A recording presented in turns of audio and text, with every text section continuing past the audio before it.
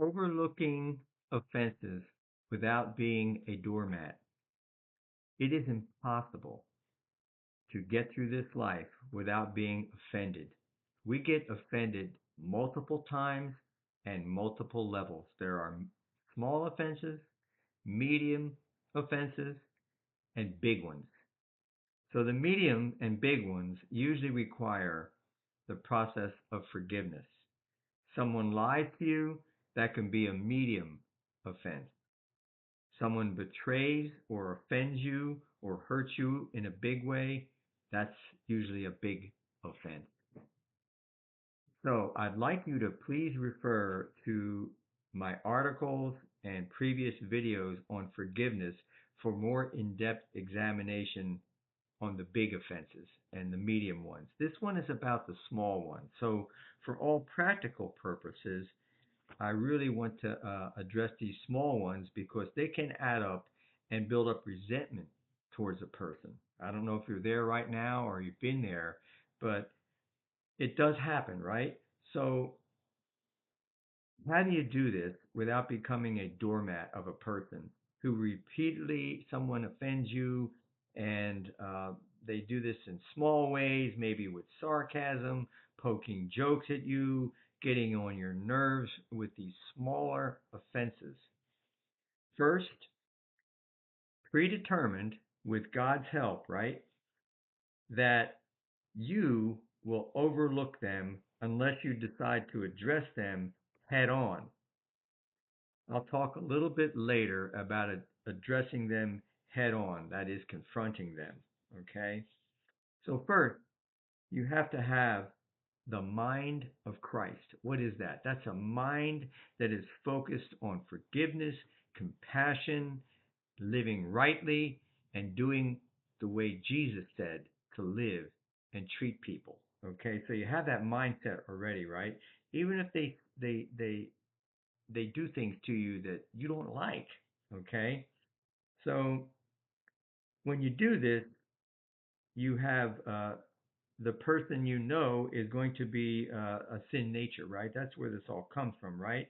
And so it doesn't make it right, that they do that, and but you can ignore to a degree these small offenses and not feed into them nor confront them if they're small. Okay, they're more like irritants. Okay, and so at some point it is important with the small offenses to take the person aside and say, hey, when you say things like that, it bothers me.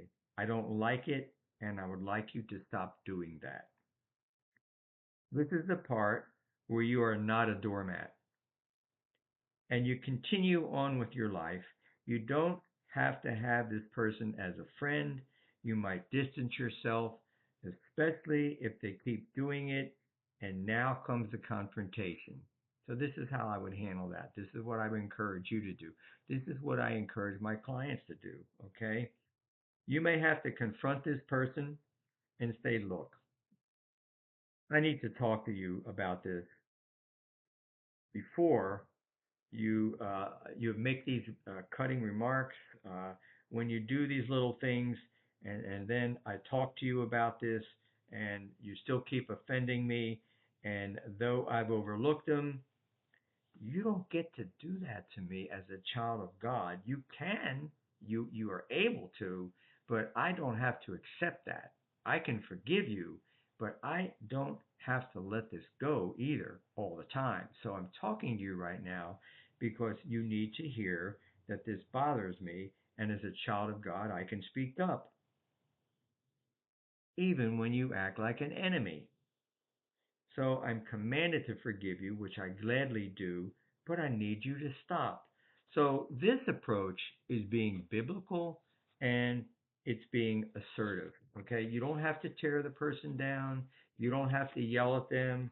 You don't have to fight them. You don't have to get in kind of long debates or verbal discussions with them. So the other two types of offenses, the medium and large, like I said, are going to require another video. But for now, it's important that you have the mindset to overlook the small stuff and It doesn't change your identity or your importance. Your significance and my significance come from God Almighty in His Son, Jesus Christ. Remember that. So you're not a doormat. You can let some things go and you can confront some things, but have the mind of Christ. God bless you.